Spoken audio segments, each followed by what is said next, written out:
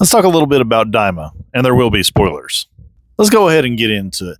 Daima just made Super Saiyan 4 Goku canon.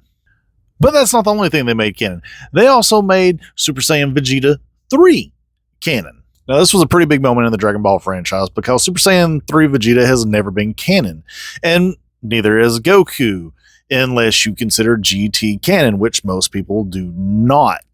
But now, this is what's leading me to believe that Daima is basically the second coming of GT, like we thought was going to be all along, because a lot of the elements that were in GT have now shown up in Daima, just in maybe a more condensed package. And now, I'm not saying Daima is necessarily bad, but the story that Toriyama was trying to tell in this kind of feels more like a fan service story or a what if story, and it really does feel like it's been more shoehorned into the Dragon Ball universe to fit in between the end of Boo and Super, and that was where GT picked up.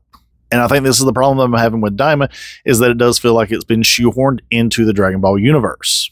Because as cool as it was to see Super Saiyan 3 Vegeta, to find out about the Demon Realm, and to see Super Saiyan 4 Goku, there was no build-up for any of these. They just kind of happened.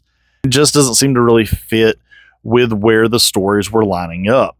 At least when we got Super, we knew where it was beginning, and it made a little more sense because it seemed like the story was a little more fleshed out. And like with Daima, we're getting to the end of it now, and I'm sorry, but the big bad of Daima, you really don't know him as a character, and he hasn't really been present other than to kick the story off, and now they have to fight him?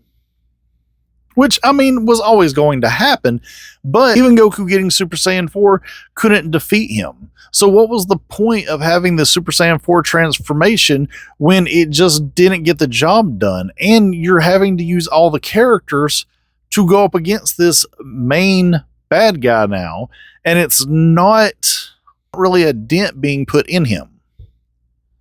Again, I'm not saying Diamond is a bad show, but it just really doesn't fit within the Dragon Ball universe. Now, as a what-if story, I think it would have been fine and cool, but trying to shoehorn it in between Z and Super, I think has messed up more of the Dragon Ball timeline than it really should have. And I would say that it's probably even on the same level as GT.